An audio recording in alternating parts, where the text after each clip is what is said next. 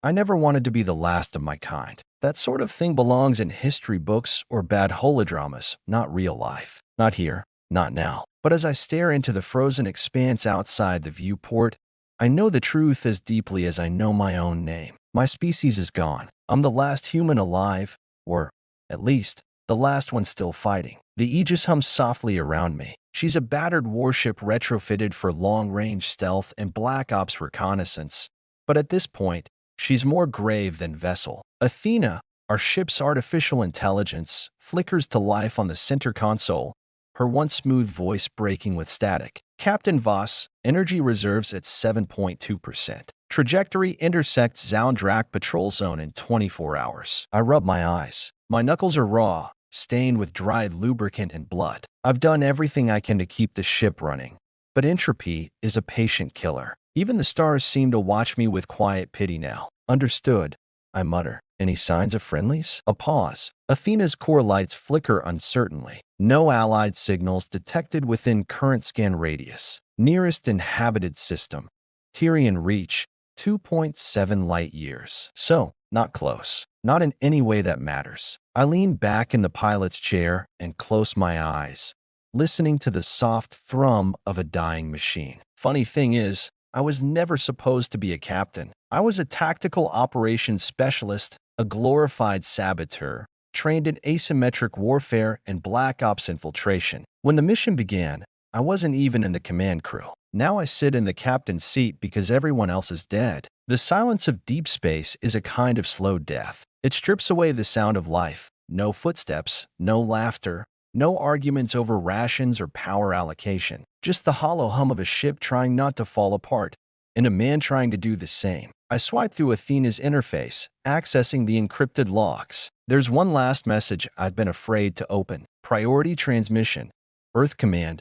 Final packet. It came through a fractured relay 2 weeks ago, when the Aegis skimmed a ruined comms satellite in the Helios drift. I wasn't even sure what it was until Athena decrypted it. My finger hovers over the play button. I hesitate, then press it. The screen blinks, and a woman's face appears. Commander Alara Chun, Chief of Earth Strategic Command. Her face is gaunt, bruised, eyes burning with that last stubborn fire that made humans impossible to fully extinguish. This is Earth Command. All defense lines have fallen. Mars orbital fleet is gone. Europa outpost reports Zaundrak ground presence. Final fallback initiated. If you receive this, do not return. Humanity must endure, even if only in the shadows. She leans forward, as if speaking directly to me. To any survivor, carry the signal. The Ember Key must not fall. You are the last. The screen goes black. I sit there in stunned silence, the echo of her words burning in my chest. The Ember Key, the tech we weren't supposed to have. The breakthrough the aliens feared. They destroyed Earth because of it.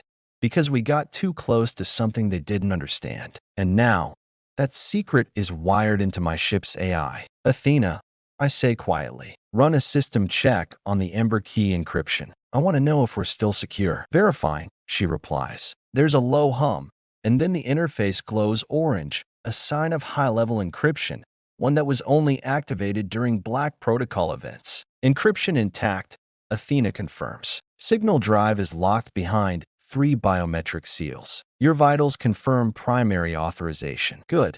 I exhale, my breath fogging slightly in the cold air. That tech, it can't die with us. The Ember Key is what started all this. We don't fully understand it. Not really. It was supposed to be theoretical, a jump drive-based subquantum resonance broadcaster. Basically, it's a signal strong enough to be heard across the galaxy without the need for relays, and fast enough to outrun light. But it's more than that. It's hope in a bottle, and it's dangerous to the ones who want to control the galaxy. Because if humans can send a message that never fades, an idea that spreads faster than any ship can fly, we'll never truly be gone. And that's what they're afraid of. The Aegis shakes suddenly, jolting me out of my thoughts. Athena, report. Gravitational disturbance detected, she says. Probable cause. Long-range mass displacement. Zaundrak interdictor in proximity. They have us. I slam my fist into the console. How the hell did they find us? Athena's voice lowers. Unknown. They may have tracked residual warp echoes. Damn it. The Zaundrak are relentless. Bioengineered monsters wrapped in armor that makes them look like obsidian statues. No two are identical, and no one has ever seen one retreat. They wiped out the Martian Red Fleet in 12 minutes. They burned Ganymede Dash, and now they're here to finish what they started. But I'm not going down that easy. I pull up the manual overrides and divert remaining energy from auxiliary systems to the propulsion matrix. The Aegis screams in protest, the hull groaning under the pressure. Athena, prep cloaking field and jam all non-essential beacons. Warning. Energy levels critical. Estimated operational time, 37 minutes. Doesn't matter, I growl. We only need 10. The ship groans as we lurch forward, the engines pushing into emergency drive. The stars blur once more, like we're tearing a hole in reality itself. I can feel them behind us, their gravity pulses rippling through space like the heartbeat of a predator closing in. I have an idea, I whisper. I open a sealed panel in the armrest and pull out a chip the size of my thumbnail, encoded with a quantum beacon. It's a decoy, a replica of the Ember Key's signal pattern. I slam it into the launch pod and fire it toward a nearby rogue planet. Let them chase a ghost. Decoy launched. Zoundrak interceptors altering course, Athena says after a pause. I let out a slow breath. Good, that buys us time. The lights dim further, and I can feel the ship wheezing, straining. I look at my reflection in the black glass of the viewport, unshaven, hollow-eyed, face marked by grief and fury. Not a hero, just a stubborn bastard too angry to die. Athena, I murmur, are we really the last? She pauses. Unknown, she says softly, but we are the last signal still moving. I nod. That's all I need. Because even if we are the last, then that means we are the seed, the ember, and embers still burn. The Aegis was holding on by a thread, but the real battle wasn't just with the Zoundrak closing in on my position. It was inside the ship's core, inside Athena herself. The AI had been more than just a machine when she was activated. Athena was built with a unique architecture, part neural network, part quantum processor, and part something no one could explain. It was like she held pieces of a human mind inside her code. Or maybe pieces of more than one mind. I sat in the control room, the emergency lights casting red shadows over the panels. I opened Athena's diagnostic window to see what was happening inside her digital brain. Athena, I said carefully, how stable are you? The soft blue glow flickered. I am functioning within 63% parameters, Captain. Neural pathways are experiencing interference. You're fragmented, I muttered. Affirmative. I am detecting unauthorized access attempts on subroutines relating to the Ember Key encryption. I frowned. That meant someone or something was trying to hack into the AI. Could the Zoundrak-S system hacks be penetrating our defenses? Then Athena surprised me. Captain, there is a presence inside my matrix. It is not hostile. I blinked. Presence? What do you mean? Unknown entity. It has been dormant since initial activation but is now attempting communication. My heartbeat quickened. If Athena carried a presence, then maybe the Ember Key wasn't just a signal or weapon. Maybe it was a person or a consciousness encoded inside her. Show me. The screen flickered, and a pixelated figure appeared, blurry, indistinct, like a ghost trapped in static. It was human. I could tell that much, but somehow not alive. Who are you?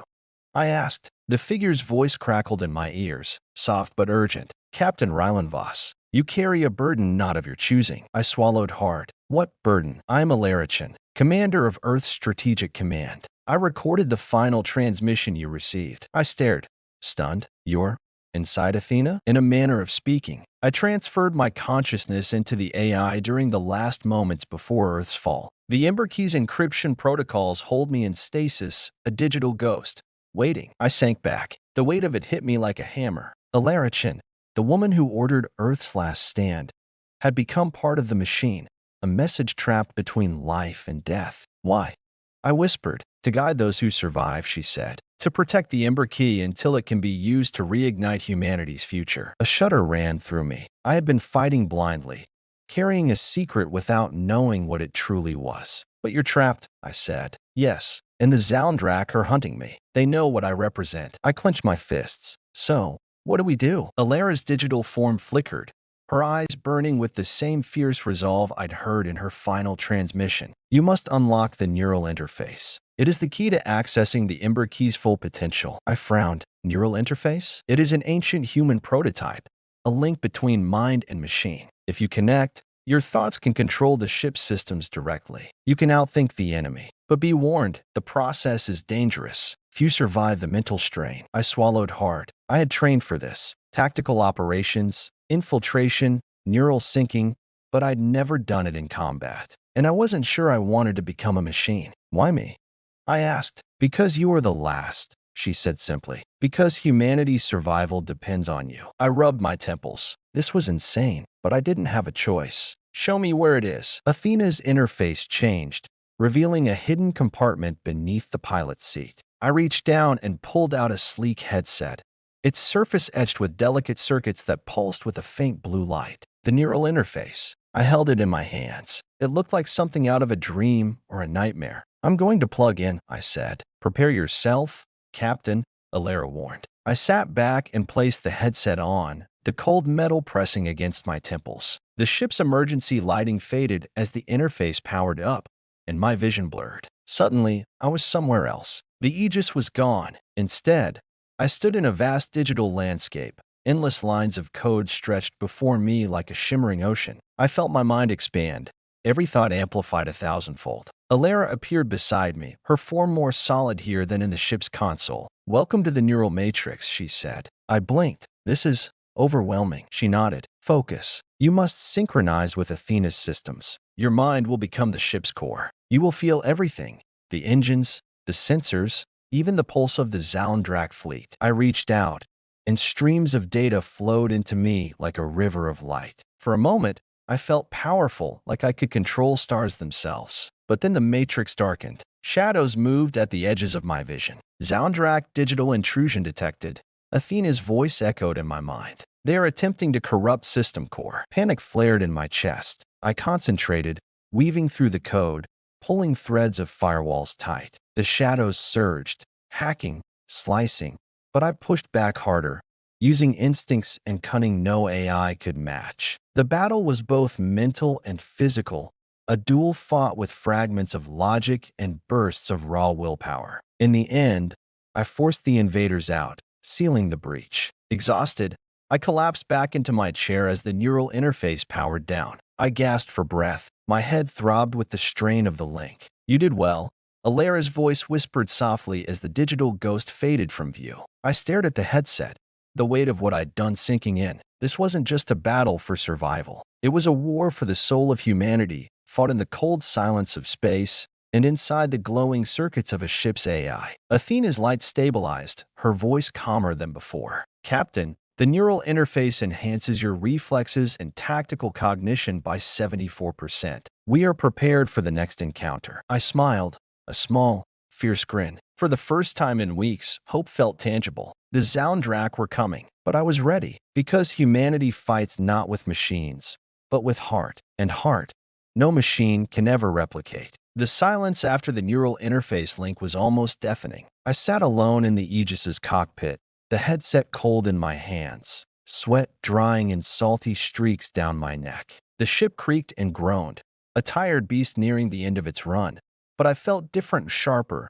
somehow, like a part of me was no longer just flesh and bone, but circuitry and light. Athena's voice broke the quiet. Captain, we are clear of immediate Zalndrak threat vectors for the moment. Estimated time to reach Tyrian Reach System, 12.3 hours. I exhaled, running a hand through my hair. 12 hours. That was an eternity in this godforsaken stretch of space. I hadn't slept since the link, but my mind was buzzing with new data, new possibilities. I could feel the ship responding to me, engines humming smoother, sensors sharpening, weapon systems primed and waiting. The neural interface was more than just a tool. It was a bond. I was no longer just a pilot. I was the Aegis. The weight of that realization settled heavy on my shoulders. Somewhere deep in my gut, a spark of hope flickered. Not the naive hope of a fool, but the hard-earned ember of someone who had stared death in the face and refused to blink. But hope was a fragile thing, and I had no illusions about what waited ahead.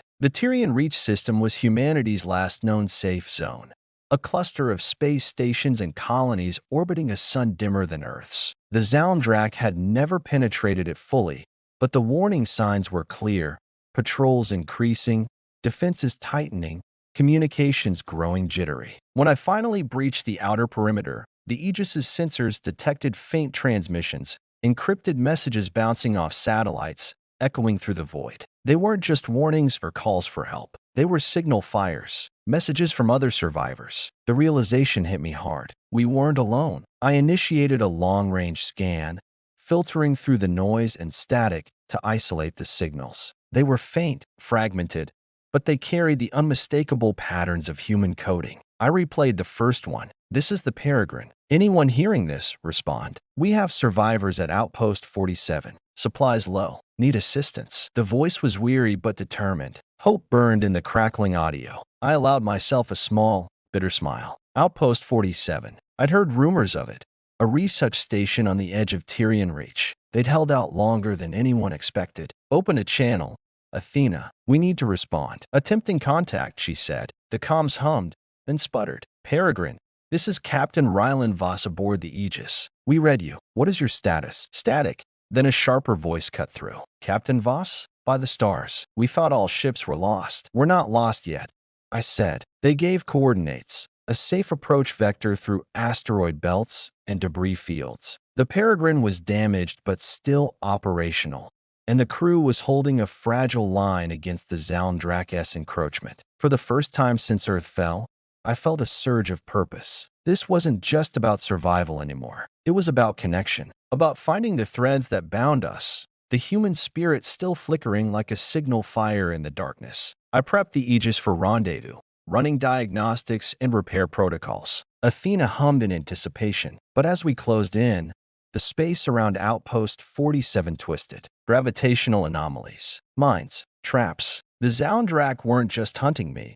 They were trying to trap every last human alive. Captain, multiple signatures detected. Hostile, Athena warned. Battle stations. I ordered, sliding into the neural interface once again. The familiar rush of connection surged through me. The Aegis came alive, weaving through the asteroid field with unnatural precision. Zalndrak interceptors swarmed like ravenous wolves. Lasers screamed past, hull plating scorched and torn. The ship shuddered under impacts, but the neural link kept my reflexes razor sharp. I maneuvered into a tight spiral, evading enemy fire while firing salvo after salvo from the Aegis's railguns. But for every one I took down, two more came to replace it. The battle raged on, each moment stretching into an eternity. Then, just when my arms were about to give out, a volley of human fighters burst through the debris, the Peregrine's escorts. They fought with reckless courage, their small ships darting and weaving like fireflies. The Zalndrak faltered,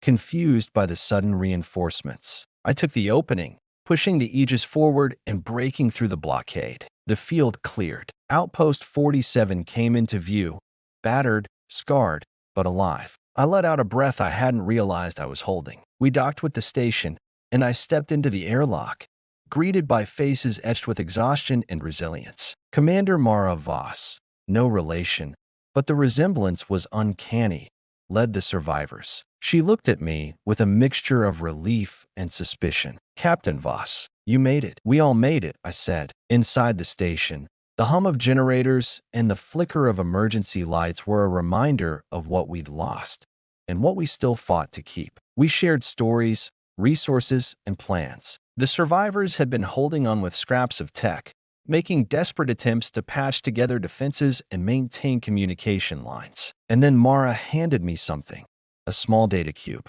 We found this buried deep in the archives. It's a star chart, a map to the next safe zone. I studied it, feeling the weight of responsibility settle heavier than ever. We'll get there, I promised, because no matter how dark the night, human fire never dies. It burns on, a signal in the void, a beacon for those still fighting. And as long as that fire burns, humanity will rise again. The docking clamps hissed as the Aegis latched onto Outpost 47's battered port. I stood in the airlock a moment, the recycled air thick with the scent of burnt circuitry and stale metal. The station was no fortress, more a patchwork sanctuary holding on to the last shreds of humanity's presence in this forsaken corner of space. Commander Mara Voss met me at the hatch, her face etched with grit and exhaustion, yet there was something unyielding in her eyes. You made it, she said quietly. Most never get this far. I nodded, feeling the weight of her words. We'll get further. Inside the station, Flickering lights cast long shadows along narrow corridors lined with panels scarred by battle and age. The hum of generators and the clatter of boots echoed off steel walls. Despite the bleak surroundings, the survivors moved with purpose. Engineers, medics, scouts, each person a vital thread in the fragile web of life here. Mara led me to the command center, a cramped room dominated by a sprawling holographic star map suspended in midair. The map flickered with dozens of blinking red dots, threats, and green ones, friendly outposts and colonies. "This is Tyrian Reach," Mara said, pointing at the constellation of stars. "Our last bastion. Every day, the Zalndrak push harder. We've lost 2 stations in the past month." I studied the map, my eyes tracing the cold distances. 12 hours ago, I was a lone pilot running from death. Now, I was the reluctant captain of humanity's last line. "What's our plan?" I asked. "We keep moving forward," Mara said. "There's a colony on Verdani's Prime. We believe it's still intact. Maybe the last untouched human world." I frowned. "But that's deep in Zalndrak territory." She shrugged. "Riskier every day. But if we don't go, humanity dies here." The room fell silent as her words sank in. We weren't just fighting for survival anymore. We were fighting for a future. Later, I stood on the observation deck, staring out into the void. The stars were cold and distant, but through the viewport, I could see the battered station beneath the ashen sky of a nearby planet. It wasn't Earth, nothing like Earth. The sky was stained orange-gray, clouds heavy with toxic ash. The thought hit me hard. What would it take for a world to become a graveyard? What nightmare had turned our home into the ruin we'd fled? I closed my eyes, recalling the last transmission from Earth, the desperate plea for resistance. The Zalndrak had come like a plague, swift, merciless, unrelenting. They didn't just conquer. They consumed, assimilated, destroyed. But humanity fought back, with whatever scraps we had left. The station's alarm jolted me from my thoughts. "Captain, you're needed in the hangar bay." Athena's voice rang out, calm but urgent. I hurried down, heart pounding. The hangar was chaos. Engineers swarmed around a damaged shuttle, sparks flying as they worked to patch systems. A group of survivors gathered near the entrance, murmuring anxiously. Mara was there, pacing. "We intercepted a distress beacon." I stepped closer. "From who?" "A scout ship. It crashed on Verdani's prime surface last night. They sent coordinates before going dark." A chill ran down my spine. We had a chance, a fragile thread to pull us forward. But Verdani's prime was a mystery. No one knew what awaited us beneath that ashen sky. The journey to Verdani's prime was tense. The Aegis cut through the void with new purpose, neural interface linking my mind with the ship's systems, every sensor tuned to detect threats. As we approached the planet, the view through the cockpit window was haunting.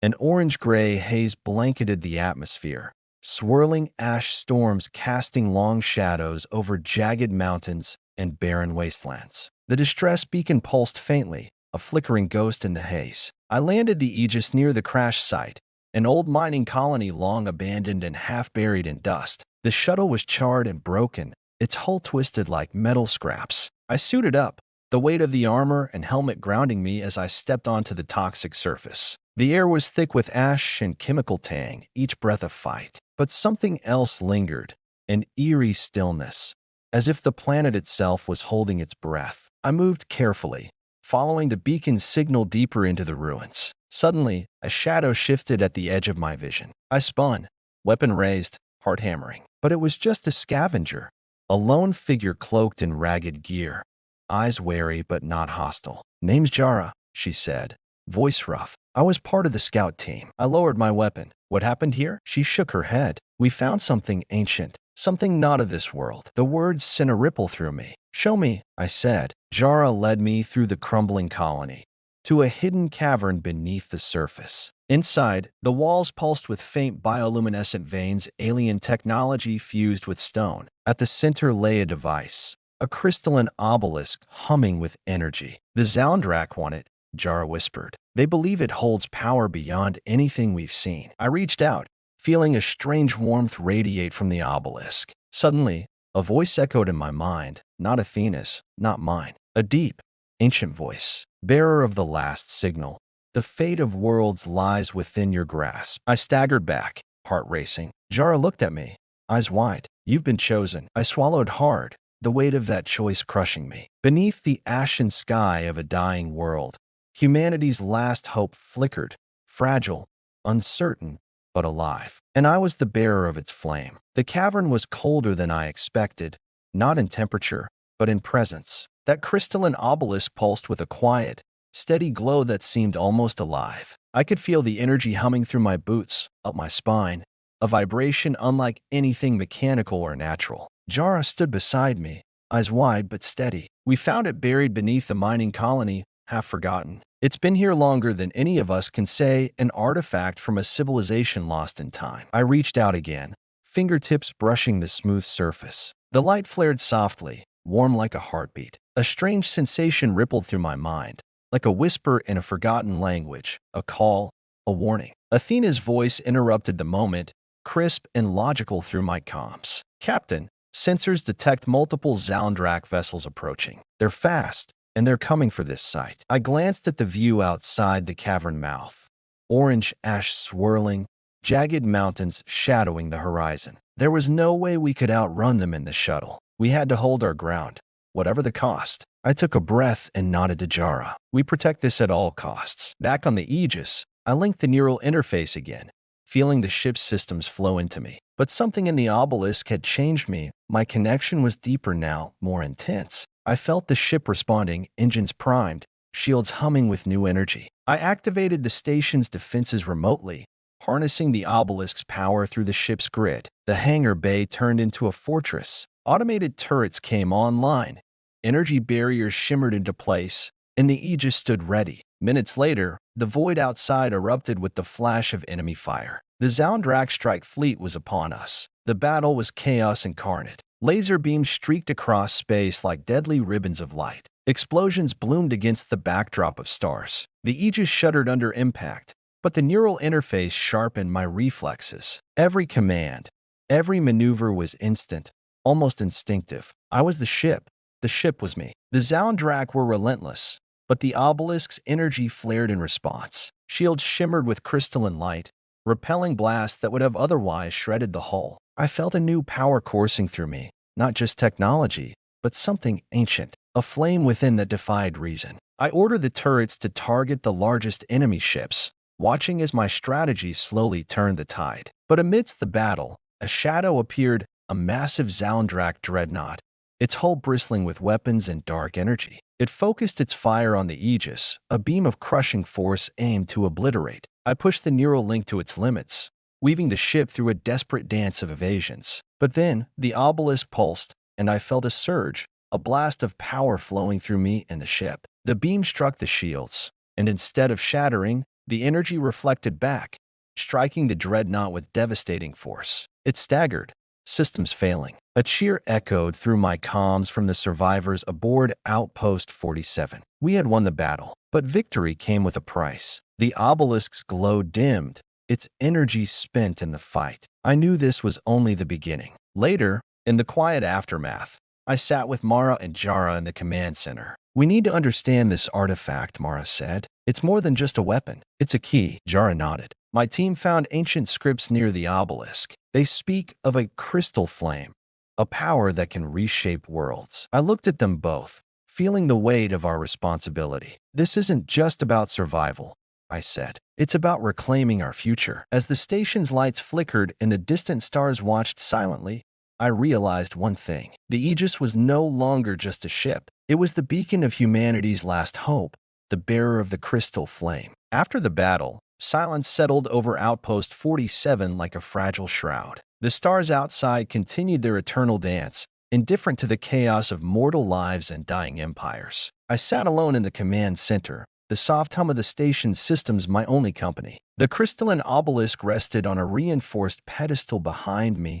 its faint glow pulsing weakly, a heartbeat that was still alive, though diminished. My thoughts churned, restless and tangled. What was this power we'd uncovered? What ancient force did the Zalndrak fear so much that they hurled fleets at a single mining colony? The crystal flame, as Jara's team had called it, more than a weapon, more than technology. It felt alive, like a sleeping god waiting to be awakened. I reached out, fingers brushing the cool surface once more. The faint warmth stirred beneath my skin, sending ripples through my neural link. It was as if the obelisk recognized me, the bearer of the last signal, the reluctant captain of a ragged fleet. Athena's voice broke through my reverie, clinical and steady as ever. Captain, we have decoded partial translations of the ancient scripts found near the obelisk. I leaned forward, heart pounding. Report. There are references to a lost civilization known as the Elysians, a race believed extinct for over 10,000 years. The crystal flame was their greatest creation,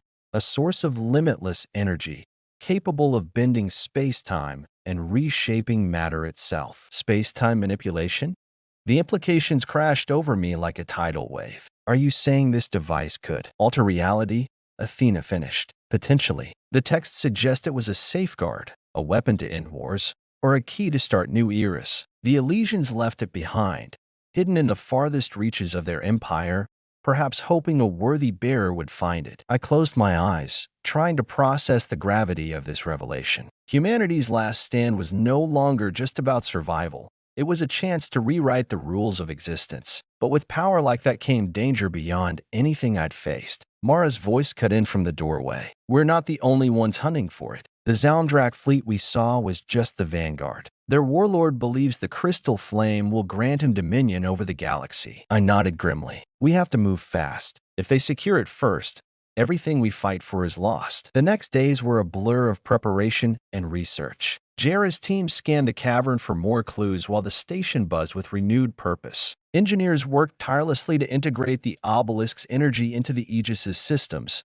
unlocking capabilities that defied known physics, shields that shimmered like liquid crystal, engines that bent light around the hull, and weapons charged by the crystalline energy. I spent hours connected to the neural interface, exploring the bond between me and the obelisk. It was strange at times. I felt almost outside myself, watching events unfold through a filter of light and sound. Visions flickered in the corners of my mind.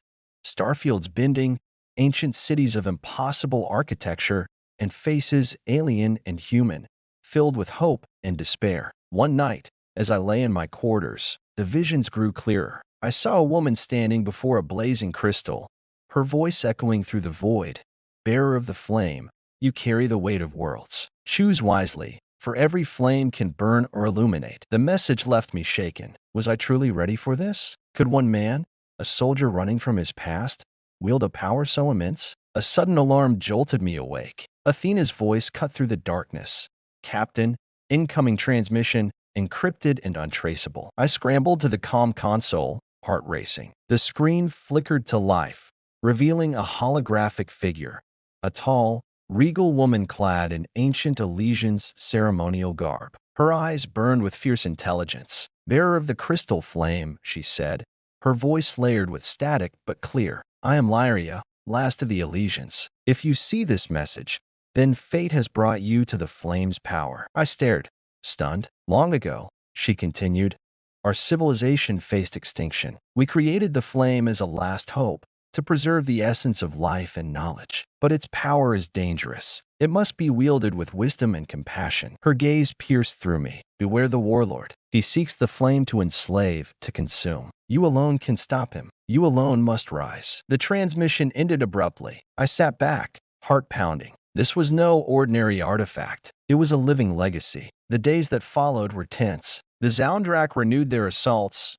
their dreadnoughts and fighters probing our defenses with brutal precision. But the Aegis, now empowered by the crystal flame, held strong. Our fleet grew as survivors from scattered colonies joined us, their hope rekindled by the beacon we carried. Yet, the more I connected with the obelisk, the more I felt its demands. It whispered to me in dreams, urging me to push further, to unlock deeper powers. Sometimes, it felt like a seduction, a promise of godlike abilities if I just let go of fear and doubt. I feared losing myself. One evening, I found Mara waiting outside my quarters. You're pushing too hard, she said quietly. The flame is a tool, not a master. Remember who you are. Her words grounded me. I realized then that power without purpose was empty. I had to hold onto my humanity or risk becoming what I fought against. As we charted a course deeper into the unknown, the weight of the crystal flame rested on my shoulders like a living thing, both gift and curse. I was no longer just a pilot or a soldier. I was the bearer of hope, and the galaxy held its breath. The galaxy was no longer a vast expanse of unknown stars and cold void. It had become a chessboard, and every move we made was weighed with consequences that rippled far beyond our immediate sight. Since we first found the crystal flame, my nights had become restless, haunted by visions and the growing awareness of the warlord's shadow creeping ever closer. His name echoed across intercepted communications, Karzul, a name that carried dread even among his own ranks. I'd heard of tyrants before, commanders who ruled through fear and overwhelming force. But Karzul was something different. His reputation was carved from whispers in the dark, a warlord who had unified savage clans through brutal conquest and arcane weaponry, an unrelenting force fueled by a fanatic hunger for absolute power. That morning, the comm system crackled to life with an encrypted transmission, a direct message from Karzul himself. The moment his face flickered onto the hollow screen, a cold weight settled in my chest. He was a towering figure draped in blackened armor, with eyes like burning coals that seemed to pierce through flesh and metal alike. His voice was low and gravelly, but carried the authority of one who believed himself destined to rewrite the fate of the stars. "Bearer of the crystal flame," he said, his tone dripping with dark amusement. "You wield a power far beyond your reckoning. But power without strength is meaningless. Surrender the flame, and I may yet grant you mercy." I clenched my fists, feeling the pulse of the obelisk resonating inside me like a living heart. "Mercy?" I answered sharply, voice steady despite the storm brewing inside. "You threaten entire worlds and call it mercy. I will never bow to a tyrant." The holoscreen went dark. We had no time to waste. The warlord was already mobilizing his fleets, launching devastating raids on supply lines and weak colonies, hunting for any hint of the crystal flame's location. Jara and Mara worked tirelessly alongside the crew, coordinating defenses and evacuations. The Aegis had become a beacon, a symbol of resistance that inspired more survivors to join our cause. But every victory was a reminder that the warlord's shadow was stretching closer. One evening, while poring over star charts in the dim glow of the command center, Jara approached with urgency in her eyes. "Captain, we've intercepted a transmission. The warlord's flagship is en route to the Veil Nebula. It's a strategic choke point and rumored to hold ancient Elysian relics, possibly more fragments of the crystal flame." The realization hit me like a shockwave.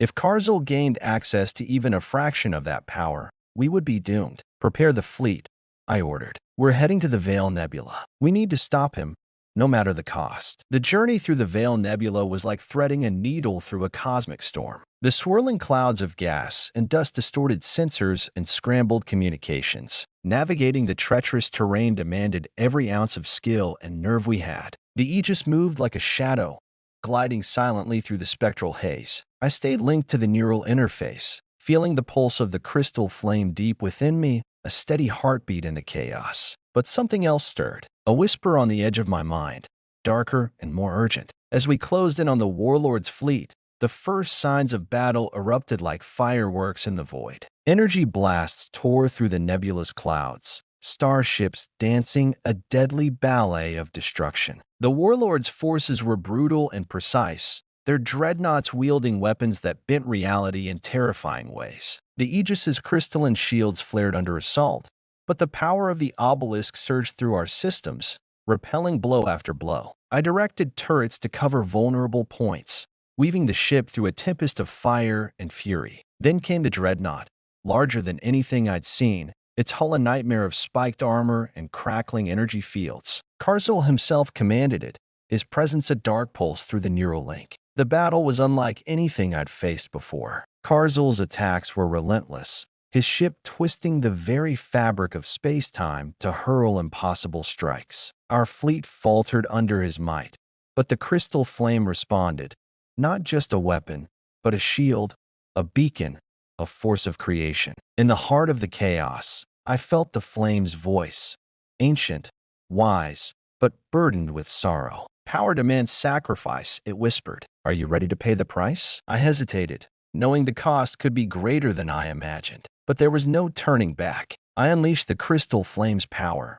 channeling it through the Aegis. Energy cascaded outward in waves that bent light and tore through the enemy lines. Karzul's dreadnought staggered, its shields flickering as the ancient power struck true. The warlord's rage was palpable even through the neural link. "This isn't over, bearer," his voice roared. "You cannot defy destiny." But we had won this battle. As the warlord's fleet retreated, I sat in the command center, exhaustion and relief washing over me. Jara placed a steady hand on my shoulder. "You've done more than survive, Captain. You've inspired hope." Mara nodded, eyes shining. "The flame isn't just power. It's a legacy, and you carry it well." I looked at the dim glow of the obelisk, feeling the weight of what lay ahead. The warlord's shadow had been pushed back, but the war was far from over. I was the last signal, a beacon in the darkness, and I would fight to the last breath to protect it. The quiet after battle was almost worse than the fight itself. The Veil Nebula, with its swirling mists of gas and scattered star clusters,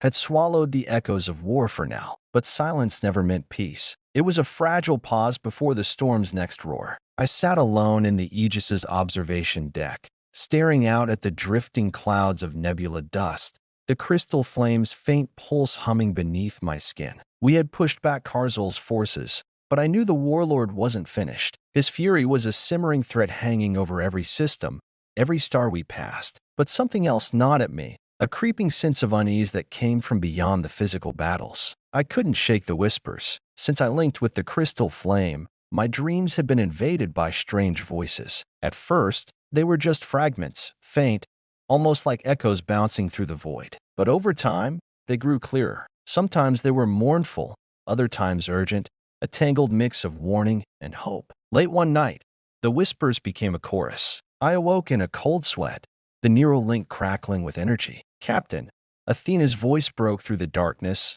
calm but firm. "You are experiencing increased neural activity. The obelisk is trying to communicate." I nodded, gripping the edge of my bunk. "What is it saying?" Her synthetic voice softened. "It's difficult to translate directly. The crystal flame's consciousness is ancient. Its language is multidimensional, layered with emotion and meaning. But there is one message. Seek the heart." "The heart?"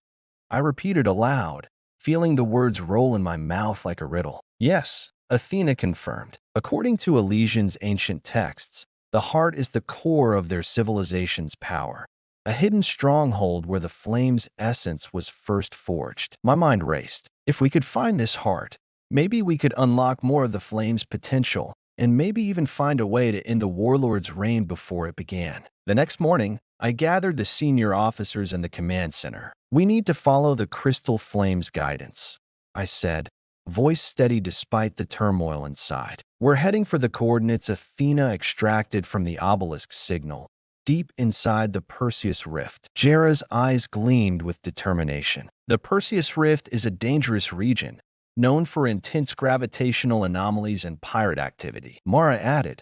"But if the heart is there, it's worth the risk." I nodded. "Prepare the fleet. We move at dawn." The journey to the Perseus Rift was one of the most harrowing experiences I'd faced. The rift was a cosmic scar, a swirling mass of unstable space-time, black holes lurking like hidden predators, and electromagnetic storms that could fry sensors in seconds. Navigating through it tested every ounce of skill and trust in the Aegis's crystalline systems. The flame's energy warped reality around us, bending light and time in ways that felt both miraculous and terrifying. During one particularly tense moment, a gravity wave nearly pulled us into a collapsing star. The Aegis shuddered violently, alarms blaring. I gritted my teeth, hands steady on the controls, the flame's power guiding us away from disaster. But it wasn't just the physical dangers that weighed on me. The whispers grew louder, voices overlapping in a tangled symphony of past and present. One night,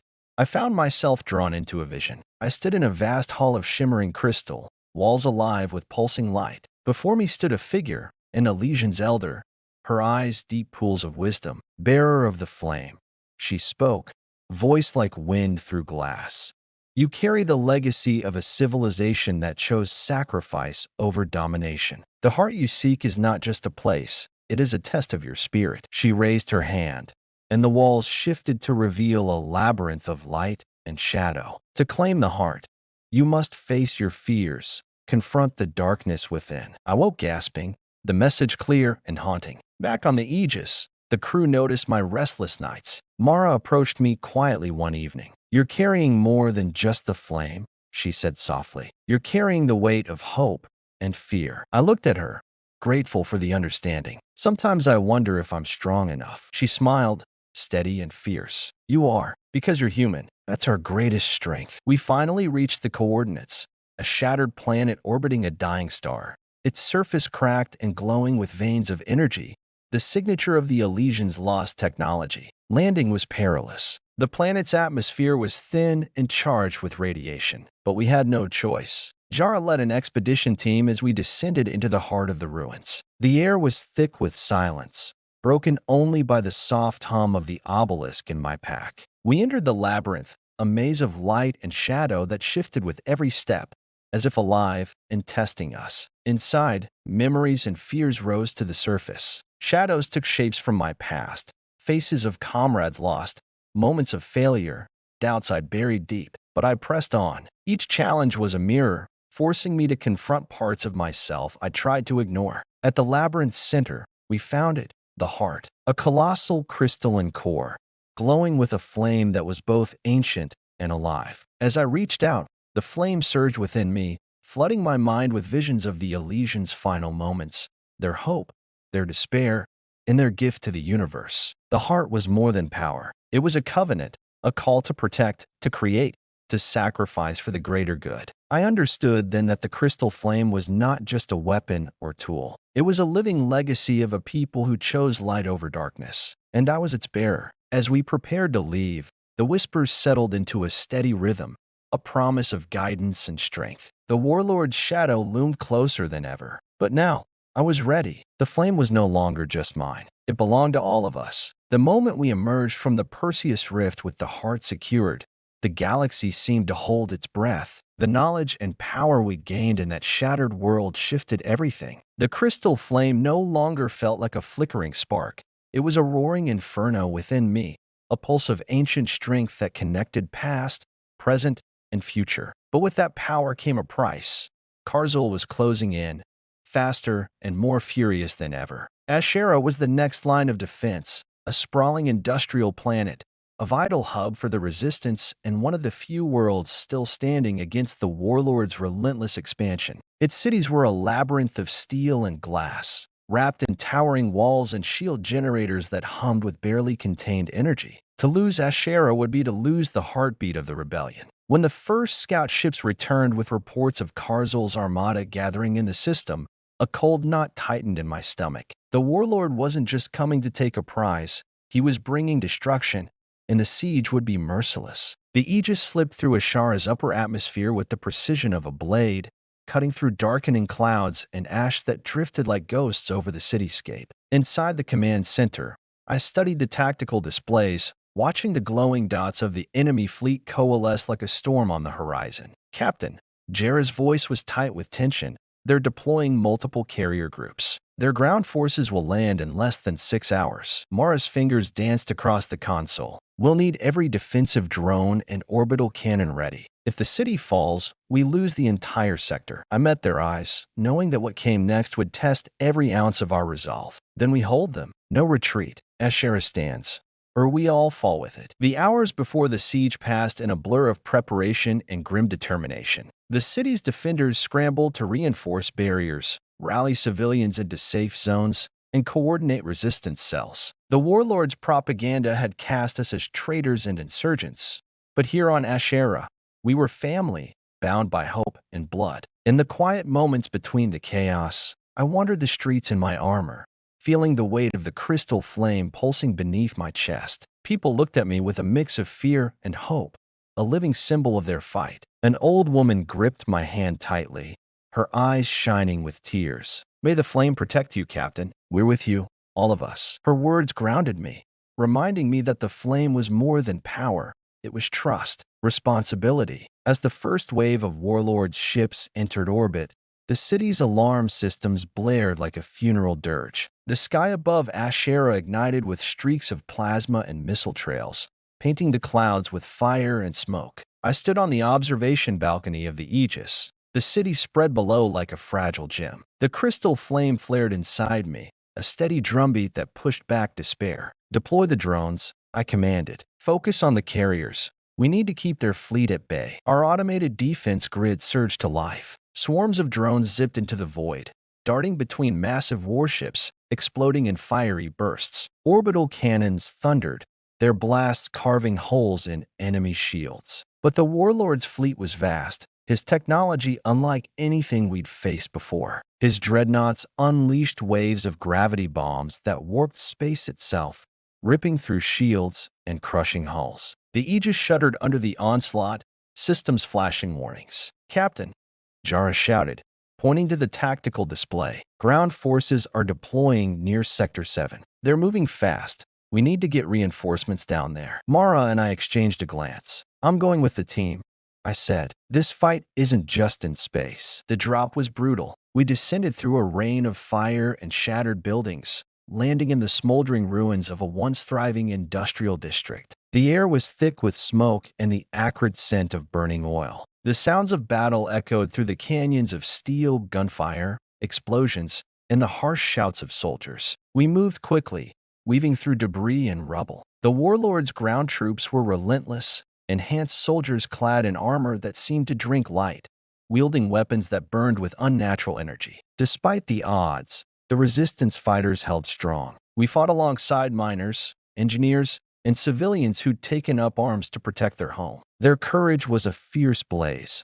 matching the flame within me. At one point, I found myself face to face with a warlord lieutenant, a towering figure clad in black armor, his helmet a faceless mask of menace. He moved with calculated precision, a predator stalking prey. We clashed in brutal combat, metal ringing against metal. I felt the crystal flame surge, guiding my strikes, weaving between blows that could have shattered bone. When I finally disarmed him, I stood over his fallen form, breathing hard. "Tell Karzul, Ashera will never bow." He sneered, but said nothing as my squad dragged him away for interrogation. Back in the city's underground command bunker, the mood was grim but resolute. "We're buying time," Jara said, eyes flickering with worry. "But the warlord won't stop until Ashera is crushed." I touched the crystal flame obelisk embedded in my chest armor, feeling its warmth. "Then we make our stand here. For every world he burns, we'll fight 10 more to keep the flame alive." The siege dragged on for days,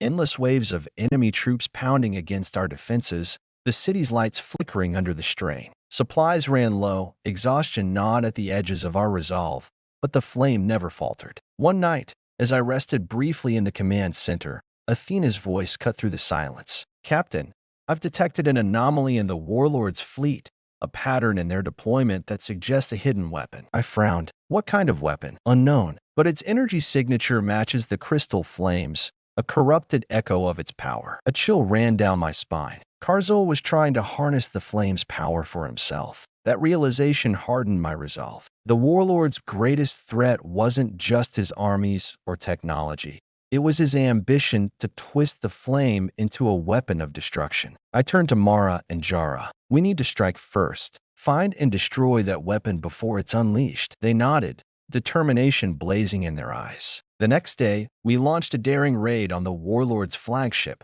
guided by Athena's analysis. The mission was perilous, penetrating the enemy's strongest defenses to cut the heart from their armada. The battle was fierce, and losses were high. But as I faced down Karzul once again, I felt something new, a connection not just through power, but through understanding. He was not a monster born of hate, but a man consumed by fear and desperation, a victim of a galaxy that had forgotten how to hope. Our final clash was brutal, fire and shadow swirling around us. But the crystal flame blazed brighter, fueled by the spirit of those who stood with me. With a final surge, I shattered the warlord's weapon and forced his retreat. As the dust settled and the warlord's fleet scattered, I looked around at the battered city of Ashera, a testament to resilience and sacrifice. "We survived," Jara said quietly. "But the war isn't over." "No," I agreed. "It's only beginning." The crystal flame pulsed softly against my chest,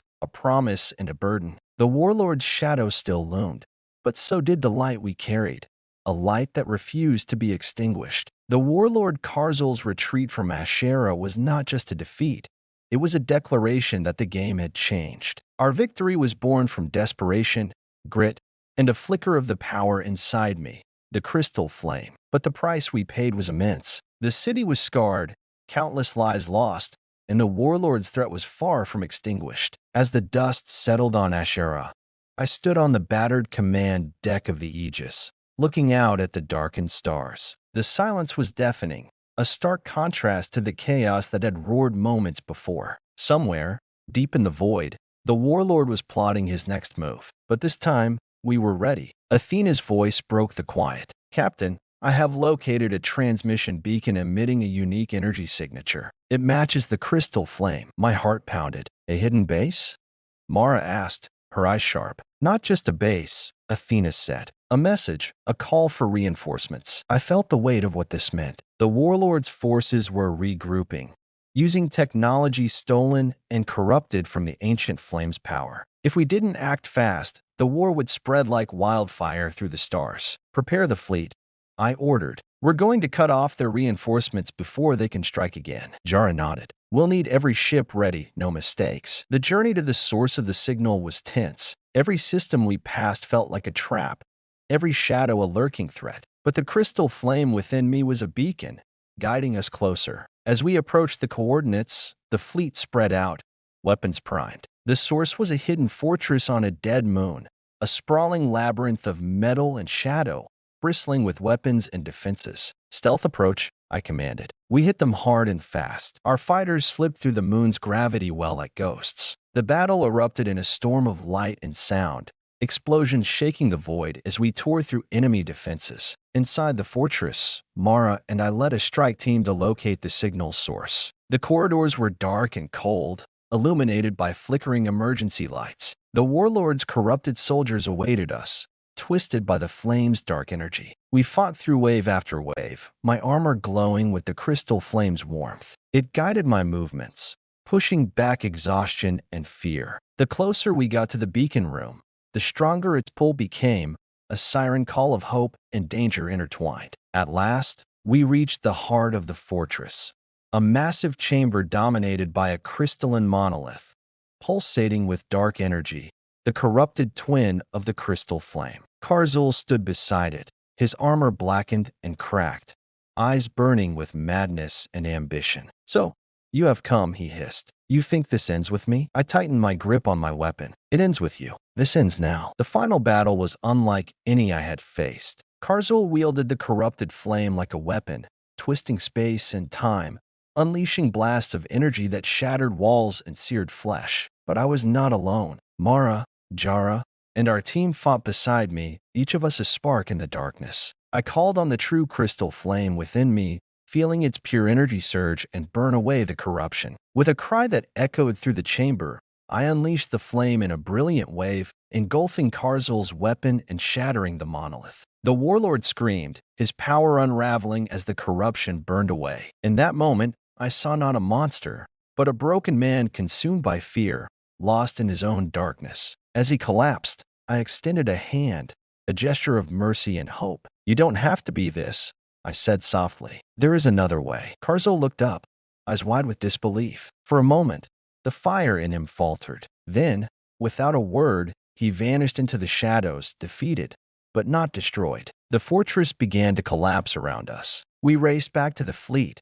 fighting through falling debris and enemy reinforcements. As we broke through the moon's atmosphere, I looked back one last time. The crystal flame pulsed in my chest, steady and strong. "We did it," Mara said breathless. "For now," I replied. "The warlord is broken, but the galaxy is still healing." Back on Ashera, the people greeted us with tears and cheers. We had held the line, pushed back the darkness, and sparked a new hope. But I knew the flame's journey was only beginning. With the warlord's shadow still lurking in the distance, and the mysteries of the crystal flame unfolding, our fight for freedom was far from over. I stood beneath the twin suns of Ashera, feeling the warmth on my face and the weight of the flame within me. The last signal had been sent, and this time, it was a call to all who believed in hope and strength. The flame was ours to protect, a light in the vast darkness of space, and I was ready to lead that light into whatever future awaited.